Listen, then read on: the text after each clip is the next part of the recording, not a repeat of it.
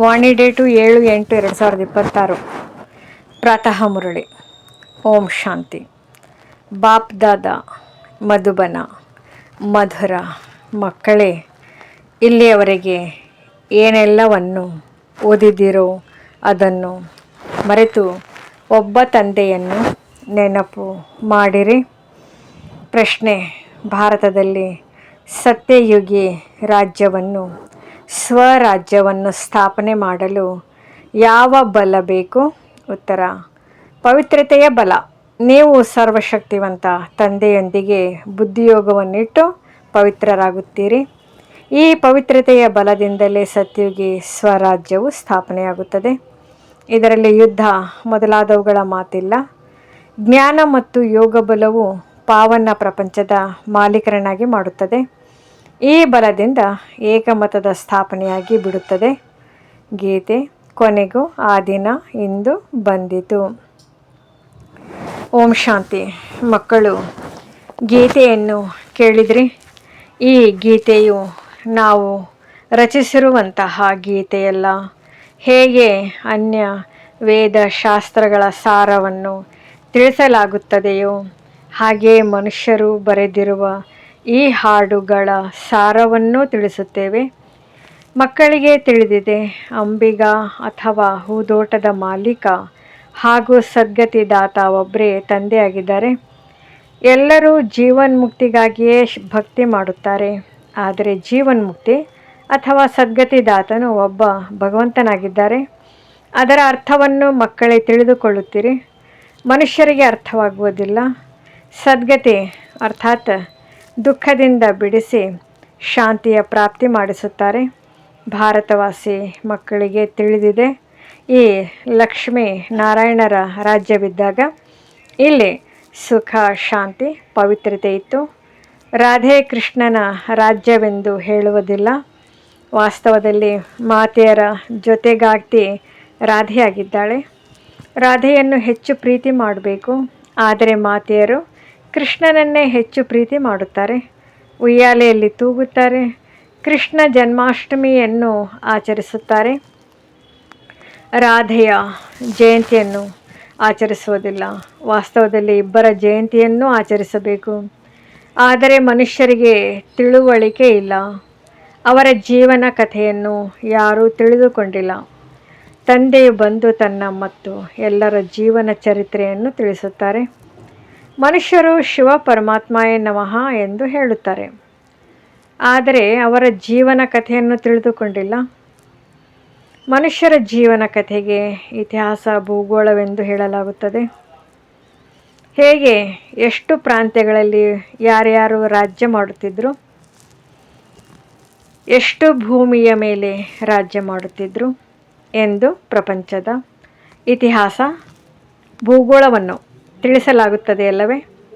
ಹೇಗೆ ರಾಜ್ಯ ಮಾಡಿದರು ಮತ್ತು ಅವರು ಎಲ್ಲಿಗೆ ಹೋದರು? ಈ ಮಾತುಗಳು ಯಾರಿಗೂ ತಿಳಿದಿಲ್ಲ. ನೀವು ಮಕ್ಕಳಿಗೆ ಬಹಳ ಚೆನ್ನಾಗಿ ತಿಳಿಸಲಾಗುತ್ತದೆ. ರಚಯಿತ ಮತ್ತು ರಚನೆಯ ಜ್ಞಾನವನ್ನು ಮಕ್ಕಳಿಗೆ ತಿಳಿಸುತ್ತೇನೆ. ನೀವು ಮಕ್ಕಳಿಗೆ ಅರ್ಥವಾಗಿದೆ ಅವಶ್ಯವಾಗಿ. ಈಗ ಕಲಿಯುಗದ ಅಂತ್ಯವಾಗಿದೆ ಮತ್ತು ಸತ್ಯುಗದ ಆದಿಯಾಗಿದೆ. ಸಂಗಮ ಯುಗದಲ್ಲಿಯೇ ಪರಮಪಿತ ಪರಮಾತ್ಮನು ಬಂದು ಮನುಷ್ಯರನ್ನು ಪಾವನ ದೇವತೆಗಳನ್ನಾಗಿ ಮಾಡುತ್ತಾರೆ. ಉತ್ತಮ ಪುರುಷರು ಅಥವಾ ಪುರುಷೋತ್ತಮರನ್ನಾಗಿ ಮಾಡುತ್ತಾರೆ. ಏಕೆಂದರೆ ಈ ಸಮಯದ ಪುರುಷರು ಉತ್ತಮರಲ್ಲ, ಕನಿಷ್ಠರಾಗಿದ್ದಾರೆ. ಉತ್ತಮ, ಮಧ್ಯಮ, ಕನಿಷ್ಠ, ಸತೋ ರಜೋ ತಮೋ ಇರುತ್ತಾರೆ. ಯಾರು ಚೆನ್ನಾಗಿ ಜ್ಞಾನವನ್ನು ಕೇಳುವರೋ ಅವರಿಗೆ ಸತೋಗುಣಿ ಎಂದು ಹೇಳುವರು. ಯಾರು ಸ್ವಲ್ಪ ಕೇಳುವರೋ ಅವರಿಗೆ ರಜೋಗುಣಿ ಎಂತಲೂ, ಯಾರು ಕೇಳುವುದೇ ಇಲ್ಲವೋ ಅವರಿಗೆ ತಮೋಗುಣಿ ಎಂದು ಹೇಳಲಾಗುವುದು. ವಿದ್ಯೆಯಲ್ಲಿಯೂ ಇದೇ ರೀತಿಯಾಗುತ್ತದೆ. ನೀವು ಮಕ್ಕಳಿಗೆ ಸತೋ ಪ್ರಧಾನ ವಿದ್ಯೆಯೂ ಬೇಕಾಗಿದೆ. ಆದ್ದರಿಂದ ನಿಮಗೆ ಸತೋ ಪ್ರಧಾನ ಲಕ್ಷ್ಮೀ ನಾರಾಯಣರಾಗುವ ಜ್ಞಾನವನ್ನು ಕೊಡಲಾಗುತ್ತದೆ. ನರನಿಂದ ನಾರಾಯಣ, ನಾರಿಯಿಂದ ಲಕ್ಷ್ಮಿಯಾಗಬೇಕಾಗಿದೆ. ಭಗವದ್ಗೀತೆಯನ್ನು ಇದು ಸತ್ಯವಾದ ಗೀತೆ ಎಂದು ನೀವು ಹೇಳುತ್ತೀರಿ. ನೀವು ಇದನ್ನು ಬರೆಯಬಹುದು. ಇದು ಸತ್ಯ ಗೀತಾ ಪಾಠಶಾಲೆಯಾಗಿದೆ. ಅರ್ಥಾತ್ ಸತ್ಯ ನಾರಾಯಣನಾಗುವ ಕಥೆ ಅಥವಾ ಸತ್ಯ ಅಮರ ಕಥೆ, ಸತ್ಯ ಮೂರನೇ ನೇತ್ರದ ಕಥೆಯಾಗಿದೆ. ಚಿತ್ರಗಳೆಲ್ಲವೂ ನಿಮ್ಮ ಬಳಿ ಇದೆ. ಇದರಲ್ಲಿ ಸಂಪೂರ್ಣ ಜ್ಞಾನವಿದೆ. ನೀವು ಮಕ್ಕಳು ಪ್ರತಿಜ್ಞೆ ಮಾಡುತ್ತೀರಿ, ನಾವು ಪ್ರಜಾಪಿತ ಬ್ರಹ್ಮಕುಮಾರ ಕುಮಾರಿಯರು ಭಾರತವನ್ನು ಸತೋ ಪ್ರಧಾನ ಸ್ವರ್ಗವನ್ನಾಗಿ ಮಾಡಿಯೇ ತೀರುತ್ತೇವೆ. ನೀವು ಇದನ್ನು ಪ್ರತಿಜ್ಞೆ ಮಾಡಬೇಕಾಗಿದೆ. ಗಾಂಧೀಜಿಯೂ ಸಹ ಪಾವನ ರಾಜ್ಯವನ್ನು ಬಯಸುತ್ತಿದ್ದರು. ಅಂದಮೇಲೆ ಅವಶ್ಯವಾಗಿ ಈಗ ಪತಿತ ರಾಜ್ಯವಾಗಿದೆ. ಆದರೆ ನಾವು ಪತಿತರಾಗಿದ್ದೇವೆ ಎಂಬುದನ್ನು ಯಾರೂ ತಿಳಿದುಕೊಳ್ಳುವುದಿಲ್ಲ. ಪಂಚ ವಿಕಾರಗಳೇ ರಾವಣನಾಗಿದೆ. ರಾಮ ರಾಜ್ಯ ಬೇಕೆಂದು ಹೇಳುತ್ತಾರೆ. ಅಂದಮೇಲೆ ಅವಶ್ಯವಾಗಿ ಅಸುರಿ ಸಂಪ್ರದಾಯದವರಲ್ಲವೇ? ಆದರೆ ಇಲ್ಲಿ ಯಾರ ಬುದ್ಧಿಯಲ್ಲಿಯೂ ಬರುವುದಿಲ್ಲ. ಎಷ್ಟು ದೊಡ್ಡ ದೊಡ್ಡ ಗುರುಗಳು ಸಹ ಇದನ್ನು ತಿಳಿದುಕೊಳ್ಳುವುದಿಲ್ಲ. ನೀವು ಮಕ್ಕಳು ಪ್ರತಿಜ್ಞೆ ಮಾಡುತ್ತೀರಿ, ನಾವು ಶ್ರೀಮತದಂತೆ ಬ್ರಹ್ಮರವರ ಮೂಲಕ 5000 ವರ್ಷಗಳ ಹಿಂದಿನ ತರಹ ದೈವಿ ರಾಜ್ಯವನ್ನು ಸ್ಥಾಪನೆ ಮಾಡುತ್ತೇವೆ. ಇದು ಪುರುಷೋತ್ತಮ ಸಂಗಮಯುಗವಾಗಿದೆ. ಈ ಸಮಯದಲ್ಲಿಯೇ ನೀವು ಕನಿಷ್ಠ ಪುರುಷರಿಂದ ಸತೋಪ್ರಧಾನ ಪುರುಷೋತ್ತಮರಾಗುತ್ತೀರಿ. ಮರ್ಯಾದಾ ಪುರುಷೋತ್ತಮ ಆದಿ ಸನಾತನ ದೇವಿ ದೇವತಾ ಧರ್ಮವೇ ಆಗಿದೆ. ಈಗ ಒಂದೇ ದೇವಿ ದೇವತಾ ಧರ್ಮದ ಸ್ಥಾಪನೆಯಾಗುತ್ತಿದೆ, ಮತ್ಯಾವುದೂ ಆಗುವುದಿಲ್ಲ. ನೀವು ಮಕ್ಕಳು ಸಿದ್ಧ ಮಾಡಿ ತಿಳಿಸುತ್ತೀರಿ. ಸತ್ಯುಗದಲ್ಲಿ ಒಂದು ಧರ್ಮ, ಒಂದು ರಾಜ್ಯವಿತ್ತು. ಭಲೆ ತ್ರೇತಾದಲ್ಲಿ ಸೂರ್ಯವಂಶೀಯರಿಂದ ಬದಲಾಗಿ ಚಂದ್ರವಂಶೀಯರಾಗುತ್ತಾರೆ. ಆದರೆ ಭಾಷೆಯು ಮಾತ್ರ ಒಂದೇ ಇರುತ್ತದೆ. ಈಗಂತೂ ಭಾರತದಲ್ಲಿ ಅನೇಕ ಭಾಷೆಗಳಿವೆ. ಮಕ್ಕಳಿಗೆ ತಿಳಿದಿದೆ, ನಮ್ಮ ರಾಜ್ಯದಲ್ಲಿ ಒಂದೇ ಭಾಷೆ ಇತ್ತು. ಈಗಂತೂ ಬಹಳಷ್ಟು ನೋಡುತ್ತಾ ಇರುತ್ತೀರಿ. ಹೇಗೆ ತೀರ್ಥಯಾತ್ರೆಯಿಂದ ಮರಳಿ ಬರುವಾಗ ತನ್ನ ದೇಶವು ಸಮೀಪಿಸುತ್ತಿದ್ದಂತೆ ನೋಡಿ, ಈಗ ನಮ್ಮ ಮನೆ ಬಂದು ಬಿಟ್ಟಿತು, ಹೋಗಿ ಮಿಲನ ಮಾಡುತ್ತೇವೆಂದು ಖುಷಿಯಾಗುತ್ತದೆ. ನಿಮಗೂ ಸಹ ನಿಮ್ಮ ರಾಜಧಾನಿಯ ಸಾಕ್ಷಾತ್ಕಾರವಾಗುತ್ತಾ ಇರುವುದು, ತಮ್ಮ ಪುರುಷಾರ್ಥದ ಸಾಕ್ಷಾತ್ಕಾರವೂ ಆಗುವುದು. ನೋಡುತ್ತೀರಿ, ತಂದೆಯು ನಮಗೆ ಪುರುಷಾರ್ಥ ಮಾಡಿ ಎಂದು ಎಷ್ಟೊಂದು ಹೇಳುತ್ತಾರೆ. ಇಲ್ಲದಿದ್ದರೆ ಹಾಜಿ ಹಾಜಿ ಎನ್ನಬೇಕಾಗುವುದು ಮತ್ತು ಪದವಿಯೂ ಕಡಿಮೆಯಾಗುವುದು. ಯೋಗದ ಯಾತ್ರೆಯನ್ನು ಎಲ್ಲರಿಗೂ ತಿಳಿಸುತ್ತಾ ಇರಿ. ತಿಳಿಸುವುದು ಬಹಳ ಸಹಜವಾಗಿದೆ. ಏಣಿಯ ಜ್ಞಾನವು ಎಷ್ಟು ಸಹಜವಾಗಿದೆ. ಯಾರು ತಡವಾಗಿ ಬರುವರೋ ಅವರಿಗೆ ದಿನ ಪ್ರತಿದಿನ ಇನ್ನೂ ಸಹಜ ಜ್ಞಾನವು ಸಿಗುತ್ತದೆ. ಒಂದು ವಾರದಲ್ಲಿಯೇ ಸಹಜವಾಗಿ ತಿಳಿದುಕೊಳ್ಳುತ್ತಾರೆ. ಆ ರೀತಿಯಲ್ಲಿ ಚಿತ್ರಗಳು ತಯಾರಾಗಿವೆ. ಯಾವುದರಲ್ಲಿ ಬಹಳ ನಷ್ಟ ಜ್ಞಾನವಿದೆ. 84 ಜನ್ಮಗಳ ಚಕ್ರದ ಜ್ಞಾನವು ಸರಿಯಾಗಿದೆ. ಇದು ಭಾರತವಾಸಿಗಳಿಗಾಗಿ ಇದೆ. ನೀವು ಮಕ್ಕಳ ಬುದ್ಧಿಯಲ್ಲಿ ಸಂಪೂರ್ಣ ಜ್ಞಾನವಿದೆ. ನೀವು ತಿಳಿದುಕೊಂಡಿದ್ರಿ, ಪತಿತ ಪಾವನ ಸದ್ಗತಿದಾತ ಶಿವತಂದೆಯ ಮತದಂತೆ ನಾವು ಪುನಃ ಸಹಜ ರಾಜಯೋಗ ಬಲದಿಂದ ನಮ್ಮ ತನು ಮನ ಧನದಿಂದ ಭಾರತವನ್ನು ಸ್ವರ್ಗವನ್ನಾಗಿ ಮಾಡುತ್ತೇವೆ. ಮತ್ಯಾರದೇ ಧನವನ್ನು ನಾವು ಉಪಯೋಗಿಸುವುದಿಲ್ಲ. ನಮ್ಮದೇ ತನು ಮನ ಧನದಿಂದ ನಾವು ಸೇವೆ ಮಾಡುತ್ತೇವೆ. ಯಾರೆಷ್ಟು ಮಾಡುವರೋ ಅವರು ತಮ್ಮ ಭವಿಷ್ಯಕ್ಕಾಗಿ ಮಾಡಿಕೊಳ್ಳುವರು. ನೀವೇ ಮನೆಯ ಮಕ್ಕಳಾಗಿದ್ದಿರಿ. ನಿಮ್ಮಿಂದಲೇ ತಂದೆಯು ಸತ್ಯುಗಿ ಸ್ವರಾಜ್ಯವನ್ನು ಸ್ಥಾಪನೆ ಮಾಡಿಸುತ್ತಿದ್ದಾರೆ. ನೀವೇ ಖರ್ಚು ಮಾಡುತ್ತೀರಿ. ನಿಮ್ಮದೇನೂ ಜಾಸ್ತಿ ಖರ್ಚಿಲ್ಲ. ನೀವು ಕೇವಲ ಶಿವತಂದೆಯನ್ನು ನೆನಪು ಮಾಡಬೇಕಾಗಿದೆ. ಕನ್ಯರು ಏನು ಖರ್ಚು ಮಾಡುವರು? ಅವರ ಬಳಿ ಏನಾದರೂ ಇದೆಯೇ? ತಂದೆಯು ಮಕ್ಕಳಿಂದ ಏನೂ ತೆಗೆದುಕೊಳ್ಳುವರು? ಏನೂ ಇಲ್ಲ. ಶಾಲೆಗಳಲ್ಲಿ ಮೊದಲು ಶುಲ್ಕದ ಮಾತನಾಡುತ್ತಾರೆ. ಅಲ್ಲಿ ವಿದ್ಯಾಭ್ಯಾಸ ಮಾಡಲು ಎಷ್ಟೊಂದು ಖರ್ಚಾಗುತ್ತದೆ. ಇಲ್ಲಂತೂ ಶಿವತಂದೆಯು ಮಕ್ಕಳಿಂದ ಹಣವನ್ನು ಹೇಗೆ ತೆಗೆದುಕೊಳ್ಳುವರು? ಶಿವತಂದೆಯು ಹಣ ತೆಗೆದುಕೊಳ್ಳಲು ತನಗಾಗಿ ಮನೆ ಕಟ್ಟಿಸಬೇಕಾಗಿದೆಯೇ? ನೀವು ಮಕ್ಕಳು ಭವಿಷ್ಯ ಸ್ವರ್ಗದಲ್ಲಿ ಹೋಗಿ ವಜ್ರ ವೈಢೂರ್ಯಗಳ ಮಹಲುಗಳನ್ನು ಕಟ್ಟಿಸಬೇಕಾಗಿದೆ. ಆದ್ದರಿಂದ ನೀವಿಲ್ಲಿ ಏನೆಲ್ಲವನ್ನು ಮಾಡುತ್ತೀರೋ ಅದಕ್ಕೆ ಮರುಪಾವತಿಯಾಗಿ ಭವಿಷ್ಯದಲ್ಲಿ ನಿಮಗೆ ಮಹಲು ಸಿಕ್ಕಿಬಿಡುತ್ತದೆ. ಇವು ಬಹಳ ತಿಳಿದುಕೊಳ್ಳುವ ಮಾತುಗಳಾಗಿವೆ. ಯಾರೆಷ್ಟು ತನ್ನ ತನುಮನಧನದಿಂದ ಸೇವೆ ಮಾಡುವರೋ ಅಷ್ಟೇ ಅವರು ಅಲ್ಲಿ ಪಡೆಯುತ್ತಾರೆ. ಕಾಲೇಜು ಅಥವಾ ಆಸ್ಪತ್ರೆಗಳನ್ನು ಕಟ್ಟಿಸುತ್ತಾರೆ. ಅದರಲ್ಲಿ 10-20 ಲಕ್ಷ ರೂಪಾಯಿಗಳನ್ನು ತೊಡಗಿಸಬೇಕಾಗುತ್ತದೆ.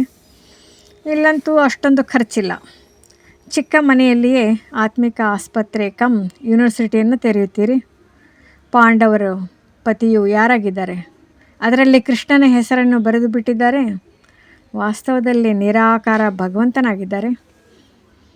ನಿಮಗೆ ಶ್ರೀಮತವನ್ನು ಕೊಡುವವರು ಭಗವಂತನಾಗಿದ್ದಾರೆ. ಉಳಿದವರೆಲ್ಲರೂ ರಾವಣ ರಾಜ್ಯದಲ್ಲಿ ರಾವಣನ ಮತದ ಮೇಲಿದ್ದಾರೆ. ರಾವಣನ ಮತದಂತೆ ಎಷ್ಟೊಂದು ಪತೀತರಾಗಿ ಬಿಟ್ಟಿದ್ದಾರೆ. ಈಗ ಇದೇ ಹಳೆಯ ಸೃಷ್ಟಿಯು ಹೊಸದಾಗುತ್ತದೆ. ಸೃಷ್ಟಿಯಲ್ಲಿ ಭಾರತವಿತ್ತು, ನವಭಾರತ ಹಳೆಯ ಭಾರತವೆಂದು ಹೇಳುತ್ತಾರೆ. ನವಭಾರತವಂತೂ ಸ್ವರ್ಗವಾಗಿತ್ತು. ಈಗ ಭಾರತವು ಹಳೆಯದಾಗಿದೆ, ಆದ್ದರಿಂದ ನರಕವಾಗಿದೆ. ಇದಕ್ಕೆ ರೌರವ್ ನರಕವೆಂದು ಹೇಳಲಾಗುತ್ತದೆ. ಮನುಷ್ಯರದೇ ಮಾತಾಗಿದೆ. ಇಲ್ಲಿ ಸುಖದ ಹೆಸರು ಗುರುತು ಇಲ್ಲ. ಇಲ್ಲಿರುವ ಸುಖವೂ ಸುಖವಲ್ಲ. ಈ ಸಮಯದ ಸುಖವು ಕಾಗವಿಷ್ಟ ಸಮಾನವೆಂದು ಸನ್ಯಾಸಿಗಳು ಹೇಳುತ್ತಾರೆ. ಆದ್ದರಿಂದ ಅವರು ಗೃಹಸ್ಥ ವ್ಯವಹಾರವನ್ನು ಬಿಟ್ಟು ಬಿಡುತ್ತಾರೆ. ಆದರೆ ಅವರು ಸ್ವರ್ಗ ಅಥವಾ ಸತ್ಯುಗದ ಸ್ಥಾಪನೆ ಮಾಡಲು ಸಾಧ್ಯವಿಲ್ಲ. ಪರಮಾತ್ಮನೇ ಕೃಷ್ಣಪುರಿಯನ್ನು ಸ್ಥಾಪನೆ ಮಾಡುತ್ತಾರೆ. ಶ್ರೀಕೃಷ್ಣನ ಆತ್ಮ ಮತ್ತು ಶರೀರ ಎರಡೂ ಸತೋಪ್ರಧಾನವಾಗಿತ್ತು. ಆದ್ದರಿಂದ ಎಲ್ಲರೂ ಬಹಳ ಪ್ರೀತಿ ಮಾಡುತ್ತಾರೆ. ಏಕೆಂದರೆ ಪವಿತ್ರನಲ್ಲವೇ? ಚಿಕ್ಕ ಮಕ್ಕಳು ಬ್ರಹ್ಮಜ್ಞಾನಿಗಳ ಸಮಾನರೆಂದು ಗಾಯನವಿದೆ. ಚಿಕ್ಕ ಮಕ್ಕಳಿಗೆ ವಿಕಾರದ ಬಗ್ಗೆ ತಿಳಿದಿರುವುದಿಲ್ಲ. ಸನ್ಯಾಸಿಗಳಿಗಾದರೂ ತಿಳಿದಿರುತ್ತದೆ. ಮಕ್ಕಳು ಜನ್ಮದಿಂದಲೇ ಮಹಾತ್ಮರಾಗಿರುತ್ತಾರೆ. ಮಕ್ಕಳಿಗೆ ಪವಿತ್ರ ಹೂಗಳೆಂದು ಹೇಳಲಾಗುತ್ತದೆ. ನಂಬರ್ 1 ಹೂ ಶ್ರೀಕೃಷ್ಣನಾಗಿದ್ದಾನೆ. ಸ್ವರ್ಗ ಹೊಸ ಪ್ರಪಂಚದ ಮೊದಲ ರಾಜಕುಮಾರನಾಗಿದ್ದಾನೆ. ಜನ್ಮ ಪಡೆದುಕೊಂಡಾಗ ಮೊದಲ ರಾಜಕುಮಾರನೆಂದು ಹೇಳುತ್ತಾರೆ. ಶ್ರೀಕೃಷ್ಣನಂತಹ ಮಗುವಾಗಲಿ ಎಂದು ಕೃಷ್ಣನನ್ನು ಎಲ್ಲರೂ ನೆನಪು ಮಾಡುತ್ತಾರೆ. ಈಗ ತಂದೆಯು ಹೇಳುತ್ತಾರೆ, ನೀವು ಏನು ಪದವಿಯನ್ನು ಪಡೆಯಬೇಕಾದರೂ ಈಗ ಪಡೆಯಿರಿ. ಕೇವಲ ಒಬ್ಬ ಕೃಷ್ಣನೇ ಆಗುವುದಿಲ್ಲ. ಎಷ್ಟೊಂದು ಮಂದಿ ರಾಜಕುಮಾರರಾಗುತ್ತಾರೆ. ಪ್ರಥಮ, ದ್ವಿತೀಯ, ತೃತೀಯ ಹೀಗೆ ಇರುತ್ತಾರಲ್ಲವೇ? ಅಂದಾಗ ಇಲ್ಲಿಯೂ ರಾಜಧಾನಿ ಇದೆ. ತಂದೆಯ ಹಿಂದೆ ಮತ್ತೆ ಅನ್ಯರು ಸಿಂಹಾಸನವನ್ನೇರುತ್ತಾರೆ. ಹೇಗೆ ಮನೆತನವಿರುತ್ತದೆಯಲ್ಲವೇ ಹಾಗೆ ಇದು ಸಹ ಮನೆತನವಾಗಿದೆ. ನಿಮ್ಮ ಸಂಬಂಧವು ಕ್ರಿಶ್ಚಿಯನ್ನರೊಂದಿಗೆ ಇದೆ. ಕೃಷ್ಣ ಮತ್ತು ಕ್ರಿಶ್ಚಿಯನ್ ಇಬ್ಬರದು ಒಂದೇ ರಾಶಿಯಾಗಿದೆ. ಲೇವಾದೇವಿಯೂ ಸಹ ಪರಸ್ಪರ ಬಹಳ ನಡೆಯುತ್ತಿದೆ. ಭಾರತದಿಂದ ಅವರು ಎಷ್ಟೊಂದು ಹಣವನ್ನು ತೆಗೆದುಕೊಂಡು ಹೋಗಿದ್ದಾರೆ. ಈಗ ಮತ್ತೆ ಕೊಡುತ್ತಿದ್ದಾರೆ. ರಿಟರ್ನ್ ಸೇವೆ ಮಾಡುತ್ತಿದ್ದಾರೆ. ಈ ಯುರೋಪಿಯನ್ನರು ಪರಸ್ಪರ ಹೊಡೆದಾಡಿ ಸಮಾಪ್ತಿಯಾಗಿ ಬಿಡುತ್ತಾರೆ. ಇದರ ಮೇಲೆ ಕಥೆಯೂ ಇದೆ. 2 ಬೆಕ್ಕುಗಳು ಕಾದಾಡಿದವು. ಮಧ್ಯದಲ್ಲಿ ಬೆಣ್ಣೆಯನ್ನು ಕೋತಿಯು ತಿಂದು ಹೋಯಿತು. ಈ ಮಾತು ಈಗಿನದಾಗಿದೆ. ಅವರು ಪರಸ್ಪರ ಹೊಡೆದಾಡುತ್ತಾರೆ. ಮತ್ತು ರಾಜ್ಯಭಾಗ್ಯವು ನಿಮಗೆ ಸಿಗುತ್ತದೆ. ಈಗ ನೀವು ಮಕ್ಕಳಿಗೆ ಅಪಾರ ಜ್ಞಾನವಿದೆ. ನೀವು ಮಕ್ಕಳ ಬುದ್ಧಿಯಲ್ಲಿದೆ. ನಾವೆಲ್ಲರೂ ಕುಮಾರಿಯರಾಗಿದ್ದೇವೆ. ನಾವು ಗುಜರಾತಿನವರಾಗಿದ್ದೇವೆ, ಬಂಗಾಳದವರಾಗಿದ್ದೇವೆ ಎಂಬುದೇನೂ ಇಲ್ಲ. ಈ ಮತಭೇದವು ಹೊರಟು ಹೋಗಬೇಕು. ನಾವು ಒಬ್ಬ ತಂದೆಯ ಸಂತಾನರಾಗಿದ್ದೇವೆ. ಬ್ರಹ್ಮರವರ ಮೂಲಕ ಶಿವತಂದೆಯ ಶ್ರೀಮತದಂತೆ ಪುನಃ ನಾವು ನಮ್ಮ ಸ್ವರಾಜ್ಯವನ್ನು ಜ್ಞಾನ ಮತ್ತು ಯೋಗ ಬಲದಿಂದ ಸ್ಥಾಪನೆ ಮಾಡುತ್ತಿದ್ದೇವೆ. ಯೋಗ ಬಲದಿಂದಲೇ ನಾವು ಪಾವನರಾಗುತ್ತೇವೆ. ತಂದೆಯು ಸರ್ವಶಕ್ತಿವಂತನಾಗಿದ್ದಾರೆ, ಅವರಿಂದ ಬಲ ಸಿಗುತ್ತದೆ. ನೀವು ವಿಶ್ವದ ರಾಜ್ಯಭಾಗ್ಯವನ್ನು ಪಡೆಯುತ್ತೀರಿ. ಇದರಲ್ಲಿ ಯುದ್ಧ ಇತ್ಯಾದಿಗಳ ಮಾತಿಲ್ಲ. ಎಲ್ಲವೂ ಪವಿತ್ರತೆಯ ಮೇಲೆ ಆಧಾರಿತವಾಗಿದೆ. ಬಂದು ನಮ್ಮನ್ನು ಪತಿತರಿಂದ ಪಾವನ ಮಾಡಿ ಎಂದು ಹೇಳುತ್ತಾರೆ. ಅಂದಮೇಲೆ ಇದು ನೆನಪಿನದೇ ಬಲವಾಗಿದೆ. ಇಲ್ಲಿಂದ ಹೋದ ನಂತರ ಕಾರ್ಯ ವ್ಯವಹಾರಗಳಲ್ಲಿ ಎಲ್ಲವನ್ನು ಮರೆತು ಬಿಡುವುದಲ್ಲ. ಇಲ್ಲಿ ಸನ್ಮುಖದಲ್ಲಂತೂ ಜ್ಞಾನಸಾಗರನ ಅಲೆಗಳನ್ನು ನೋಡುತ್ತಾ ಇರುತ್ತೀರಿ. ನದಿಗಳಲ್ಲಿ ಈ ಅಲೆಗಳು ಇರುವುದಿಲ್ಲ. ಸಾಗರದ ಒಂದು ಅಲೆಯು ಎಷ್ಟೊಂದು ನಷ್ಟವನ್ನುಂಟು ಮಾಡಿಬಿಡುತ್ತದೆ. ಯಾವಾಗ ಭೂಕಂಪವಾಗುವುದೋ ಆಗ ಸಾಗರವು ಉಕ್ಕುತ್ತದೆ. ಸಾಗರವನ್ನು ಒಣಗಿಸಿ ಜಮೀನನ್ನು ಮಾಡಿಕೊಂಡಿದ್ದಾರೆ. ಆ ಜಮೀನನ್ನು ಎಷ್ಟೊಂದು ಬೆಲೆಗೆ ಮಾರುತ್ತಾರೆ. ನಿಮಗೆ ತಿಳಿದಿದೆ, ಮೊದಲು ಈ ಬಾಂಬೆ ಇರಲಿಲ್ಲ. ಇದು ಬಹಳ ಚಿಕ್ಕ ಹಳ್ಳಿಯಾಗಿತ್ತು. ಮಾತೆಯರಂತೂ ಬಹಳ ಮುಗ್ಧರಾಗಿದ್ದಾರೆ. ಇವರು ಅಷ್ಟೊಂದು ವಿದ್ಯಾವಂತರಲ್ಲ. ಇಲ್ಲಂತೂ ಓದಿರುವುದೆಲ್ಲವನ್ನು ಮರೆಯಬೇಕಾಗಿದೆ. ನೀವು ಏನನ್ನು ಓದಿಲ್ಲವೆಂದರೆ ಇನ್ನೂ ಒಳ್ಳೆಯದಾಗಿದೆ. ಓದಿರುವ ಮನುಷ್ಯರು ಇದನ್ನು ತಿಳಿದುಕೊಳ್ಳುವ ಸಮಯದಲ್ಲಿ ಎಷ್ಟೊಂದು ಪ್ರಶ್ನೆಗಳನ್ನು ಮಾಡುತ್ತಾರೆ. ಇಲ್ಲಂತೂ ಕೇವಲ ತಂದೆಯನ್ನು ನೆನಪು ಮಾಡಬೇಕಾಗಿದೆ. ಯಾವುದೇ ದೇಹಧಾರಿ ಮನುಷ್ಯರನ್ನು ನೆನಪು ಮಾಡುವ ಅವಶ್ಯಕತೆ ಇಲ್ಲ. ಮಹಿಮೆಯು ಒಬ್ಬ ಬೇಹದ್ದಿನ ತಂದೆಯದಾಗಿದೆ. ನಿಮಗೆ ತಿಳಿದಿದೆ, ಒಬ್ಬ ಭಗವಂತನೇ ಶ್ರೇಷ್ಠಾತಿ ಶ್ರೇಷ್ಠನಾಗಿದ್ದಾರೆ. ಅವರ ನಂತರ ಬ್ರಹ್ಮ. ಇವರಿಗಿಂತಲೂ ಶ್ರೇಷ್ಠರು ಮತ್ಯಾರೂ ಇಲ್ಲ. ಇವರಿಗಿಂತ ದೊಡ್ಡ ವ್ಯಕ್ತಿಗಳು ಯಾರೂ ಇಲ್ಲ. ಆದರೆ ಇವರು ಎಷ್ಟು ಸಾಧಾರಣವಾಗಿ ನಡೆಯುತ್ತಾರೆ. ನೋಡಿರಿ, ಮಕ್ಕಳೊಂದಿಗೆ ಎಷ್ಟು ಸಾಧಾರಣ ರೀತಿಯಿಂದ ಕುಳಿತುಕೊಳ್ಳುತ್ತಾರೆ. ರೈಲಿನಲ್ಲಿ ಹೋಗುತ್ತಾರೆ. ಇವರು ಯಾರು ಎಂಬುದು ಯಾರಿಗೂ ಏನು ತಿಳಿದಿದೆ. ಭಗವಂತನು ಬಂದು ಜ್ಞಾನವನ್ನು ಕೊಡುತ್ತಾರೆ ಅಂದಮೇಲೆ ಅವಶ್ಯವಾಗಿ ಪ್ರವೇಶ ಮಾಡಿ ಜ್ಞಾನ ಕೊಡುವರಲ್ಲವೇ? ಒಂದು ವೇಳೆ ಕೃಷ್ಣನಿದ್ದಿದ್ದರೆ ಇಲ್ಲಿ ಬಹಳ ಜನಸಂದಣಿಯಾಗಿ ಬಿಡುತ್ತಿತ್ತು. ಮತ್ತೆ ಓದಿಸಲು ಸಾಧ್ಯವಾಗುತ್ತಿರಲಿಲ್ಲ. ಕೇವಲ ದರ್ಶನ ಮಾಡುತ್ತಾ ಇರುತ್ತಿದ್ದರು. ಇಲ್ಲಂತೂ ತಂದೆಯು ಗುಪ್ತ ಸಾಧಾರಣ ವೇಷದಲ್ಲಿ ಕುಳಿತು ಓದಿಸುತ್ತಾರೆ. ನೀವು ಗುಪ್ತ ಸೈನಿಕರಾಗಿದ್ದಿರಿ. ನಿಮಗೆ ತಿಳಿದಿದೆ, ನಾವು ಆತ್ಮರು ಯೋಗ ಬಲದಿಂದ ಪುನಃ ನಮ್ಮ ರಾಜ್ಯವನ್ನು ಸ್ಥಾಪನೆ ಮಾಡುತ್ತಿದ್ದೇವೆ. ಈ ಹಳೆಯ ಶರೀರವನ್ನು ಬಿಟ್ಟು ಹೋಗಿ ಹೊಸ ಸುಂದರ ಶರೀರವನ್ನು ಧಾರಣೆ ಮಾಡಿಕೊಳ್ಳುತ್ತೇವೆ. ಈಗ ಅಸುರಿ ಸಂಪ್ರದಾಯದವರಾಗಿದ್ದೇವೆ, ನಂತರ ದೈವಿ ಸಂಪ್ರದಾಯದವರು ಆಗುತ್ತೇವೆ. ನಾನು ಹೊಸ ಪ್ರಪಂಚದಲ್ಲಿ ದೈವಿ ಶರೀರವನ್ನು ಧಾರಣೆ ಮಾಡಿ ರಾಜ್ಯಭಾರ ಮಾಡುತ್ತೇವೆಂದು ಆತ್ಮವು ಹೇಳುತ್ತದೆ. ಆತ್ಮವು ಪುರುಷನಾಗಿದೆ, ಶರೀರವು ಪ್ರಕೃತಿಯಾಗಿದೆ. ಆತ್ಮವು ಸದಾ ಪುರುಷನಾಗಿರುತ್ತದೆ. ಬಾಕಿ ಲೆಕ್ಕಾಚಾರದಿಂದ ಆತ್ಮಕ್ಕೆ ಸ್ತ್ರೀ ಪುರುಷರ ಶರೀರ ಸಿಗುತ್ತದೆ. ಆದರೆ ನಾನು ಅವಿನಾಶಿ ಆತ್ಮನಾಗಿದ್ದೇನೆ. ಈ ಚಕ್ರವು ಸುತ್ತುತ್ತಾ ಇರುತ್ತದೆ. ಕಲಿಯುಗದ ನಂತರ ವಿನಾಶವು ಅವಶ್ಯವಾಗಿ ಆಗುವುದು. ವಿನಾಶದ ಚಿಹ್ನೆಗಳನ್ನು ಸನ್ಮುಖದಲ್ಲಿ ನೋಡುತ್ತೀರಿ. ಅದೇ ಮಹಾಭಾರತ ಯುದ್ಧವಾಗಿದೆ. ಅಂದಮೇಲೆ ಅವಶ್ಯವಾಗಿ ಭಗವಂತನು ಇರುವರು. ಯಾವ ರೂಪದಲ್ಲಿ, ಯಾವ ತನುವಿನಲ್ಲಿದ್ದಾರೆ ಎಂಬುದು ನೀವು ಮಕ್ಕಳ ವಿನಃ ಯಾರಿಗೂ ತಿಳಿದಿಲ್ಲ. ನಾನು ಸಂಪೂರ್ಣ ಸಾಧಾರಣ ತನುವಿನಲ್ಲಿ ಬರುತ್ತೇನೆ. ನಾನು ಕೃಷ್ಣನ ತನುವಿನಲ್ಲಿ ಬರುವುದಿಲ್ಲವೆಂದು ತಂದೆಯು ಹೇಳುತ್ತಾರೆ. ಈ ಕೃಷ್ಣನ ಆತ್ಮವೇ ಪೂರ್ಣ 84 ಜನ್ಮಗಳನ್ನು ತೆಗೆದುಕೊಳ್ಳುತ್ತದೆ. ನಾನು ಇವರ ಬಹಳ ಜನ್ಮಗಳ ಅಂತ್ಯದಲ್ಲಿ ಬರುತ್ತೇನೆ. 84 ಜನ್ಮಗಳನ್ನು ಸೂರ್ಯವಂಶಿ ಮಂಥನದವರೇ ತೆಗೆದುಕೊಳ್ಳುತ್ತಾರೆ. ಅವರೇ ಮೊದಲ ನಂಬರ್ನಲ್ಲಿ ಬರುತ್ತಾರೆ. ನಿಮಗೆ ಸಾಕಾರಿ ವೃಕ್ಷ ಮತ್ತು ನಿರಾಕಾರಿ ವೃಕ್ಷ ಎರಡರ ಸಂಪೂರ್ಣ ಜ್ಞಾನವಿದೆ. ಮೂಲವತನದಿಂದ ಆತ್ಮರು ನಂಬರ್ವಾರಾಗಿ ಬರುತ್ತಾರೆ. ಮೊಟ್ಟ ಮೊದಲು ದೇವಿ ದೇವತಾ ಧರ್ಮದ ಆತ್ಮರು ಬರುತ್ತಾರೆ. ನಂತರ ನಂಬರ್ವಾರ್ ಅನ್ಯ ಧರ್ಮದವರು ಬರುತ್ತಾರೆ. ಚಿತ್ರಗಳಲ್ಲಿ ಬಹಳ ಶ್ರೇಷ್ಠ ಜ್ಞಾನವಿದೆ. ಮಕ್ಕಳು ಇದನ್ನು ತಿಳಿಸಬೇಕಾಗಿದೆ. ಇದರಲ್ಲಿ ಕುಮಾರಿಯರು ಎದ್ದು ನಿಲ್ಲಬೇಕು.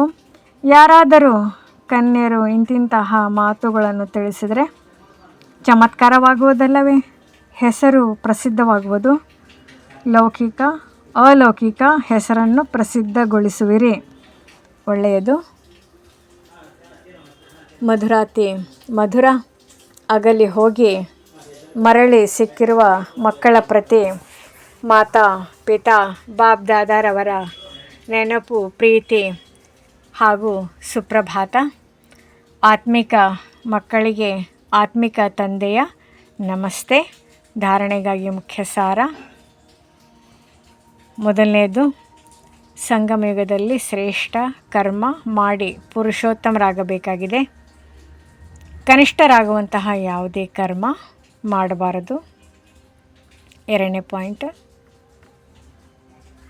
ಗುಪ್ತ ರೂಪದಲ್ಲಿ ತಂದೆಯ ಸಹಯೋಗಿಗಳಾಗಿ ಭಾರತವನ್ನು ಸ್ವರ್ಗವನ್ನಾಗಿ ಮಾಡುವ ಸೇವೆ ಮಾಡಬೇಕಾಗಿದೆ. ತಮ್ಮದೇ ತನು ಮನ ಧನದಿಂದ ಭಾರತವನ್ನು ಸ್ವರ್ಗವನ್ನಾಗಿ ಮಾಡಬೇಕಾಗಿದೆ. ನೆನಪು ಮತ್ತು ಪವಿತ್ರತೆಯ ಬಲವನ್ನು ಜಮಾ ಮಾಡಿಕೊಳ್ಳಬೇಕಾಗಿದೆ. ವರದಾನ: ತಮ್ಮ ಸಂಪೂರ್ಣ ಸ್ಥಿತಿಯ ಮೂಲಕ ಸರ್ವ ಪ್ರಕಾರದ ಅಧೀನತೆಯನ್ನು ಸಮಾಪ್ತಿಗೊಳಿಸುವ ಪ್ರಕೃತಿ ಜೀತ್ ಭವ. ಯಾವಾಗ ತಾವು ತಮ್ಮ ಸಂಪೂರ್ಣ ಸ್ಥಿತಿಯಲ್ಲಿ ಇರುತ್ತೀರೆಂದರೆ ಪ್ರಕೃತಿ ಮೇಲೂ ವಿಜಯ ಅರ್ಥಾತ್ ಅಧಿಕಾರದ ಅನುಭವವಾಗುವುದು. ಸಂಪೂರ್ಣ ಸ್ಥಿತಿಯಲ್ಲಿ ಯಾವುದೇ ಪ್ರಕಾರದ ಅಧೀನತೆಯೂ ಇರುವುದಿಲ್ಲ. ಆದರೆ ಇಂತಹ ಸಂಪೂರ್ಣ ಸ್ಥಿತಿಯನ್ನು ತಯಾರು ಮಾಡಿಕೊಳ್ಳುವುದಕ್ಕಾಗಿ 3 ಮಾತುಗಳು ಒಟ್ಟೊಟ್ಟಿಗೆ ಇರಬೇಕು. ಆತ್ಮೀಯತೆ, ಆತ್ಮಿಕ ಸುಗಂಧ, ದಯಾ, ಹೃದಯ ಗುಣ. ಯಾವಾಗ ಈ 3 ಮಾತುಗಳು ಪ್ರತ್ಯಕ್ಷ ರೂಪದಲ್ಲಿ ಸ್ಥಿತಿಯಲ್ಲಿ ಹಾಗೂ ಚೆಹರೆ ಮತ್ತು ಕರ್ಮದಲ್ಲಿಯೂ ಕಾಣಿಸುತ್ತದೆಯೋ ಆಗ ಹೇಳಲಾಗುತ್ತದೆ ಅಧಿಕಾರಿ ಅಥವಾ ಪ್ರಕೃತಿ ಜೀತ್ ಆತ್ಮ. ಸ್ಲೋಗನ್: ಶ್ರೀಮತದ ಕಡಿವಾಣವು ಸಮರ್ಥವಾಗಿದ್ದರೆ ಮನಸ್ಸೆಂಬ ಕುದುರೆಯು ಓಡಿ ಹೋಗಲು ಸಾಧ್ಯವಿಲ್ಲ. ಅವ್ಯಕ್ತ ಸೂಚನೆಗಳು: ಅಪವಿತ್ರತೆಯ ಬೀಜವನ್ನು ಸಮಾಪ್ತಿ ಮಾಡಿ ಸಂಪೂರ್ಣ ಸ್ವಚ್ಛ ಪವಿತ್ರ ಆಗಿರಿ. ಒಂದು ವೇಳೆ ಯಾವುದೇ ಅಪವಿತ್ರತೆ ವೃತ್ತಿ, ಸ್ಮೃತಿ ಅಥವಾ ಸಂಕಲ್ಪದಲ್ಲಿ ಇದೆ ಎಂದರೆ ಬ್ರಾಹ್ಮಣತನದ ಸ್ಥಿತಿಯಲ್ಲಿ ಸ್ಥಿತರಾಗಲು ಸಾಧ್ಯವಿಲ್ಲ. ಹಾಗಾಗಿ ಹೆಜ್ಜೆ ಹೆಜ್ಜೆಯಲ್ಲಿ ಎಚ್ಚರವಾಗಿರಿ. ವಿಶೇಷತೆಗಳೊಂದಿಗೆ ಒಂದು ವೇಳೆ ಯಾವುದಾದರೂ ಒಂದು ಬಲಹೀನತೆ ಇದ್ದರೂ ಒಂದು ಬಲಹೀನತೆ ಅನೇಕ ವಿಶೇಷತೆಗಳನ್ನು ಸಮಾಪ್ತಿ ಮಾಡಿ ಬಿಡುವುದು. ನಮ್ಮ ಚಾನೆಲ್ ವಿಡಿಯೋಗಳ ಹೆಚ್ಚಿನ ಮಾಹಿತಿಗಾಗಿ ಸಬ್ಸ್ಕ್ರೈಬ್ ಬಟನ್ಗೆ ಕ್ಲಿಕ್ ಮಾಡಿ ನಮ್ಮ ಚಾನೆಲ್ಗೆ ಸಬ್ಸ್ಕ್ರೈಬ್ ಮಾಡಿ. ಈ ವಿಡಿಯೋ ಇಷ್ಟವಾದಲ್ಲಿ ಲೈಕ್ ಮಾಡಿ, ಶೇರ್ ಮಾಡಿ ಹಾಗೂ ಕಮೆಂಟ್ ಮಾಡಿ. ಈ ವಿಡಿಯೋ ಇಷ್ಟವಾದಲ್ಲಿ ಹೆಚ್ಚಿನ ವಿಡಿಯೋಗಳ ಮಾಹಿತಿಗಾಗಿ ನಮ್ಮ ಚಾನಲನ್ನು ಲೈಕ್ ಮಾಡಿ, ಶೇರ್ ಮಾಡಿ, ಸಬ್ಸ್ಕ್ರೈಬ್ ಮಾಡಿ. ಧನ್ಯವಾದಗಳು.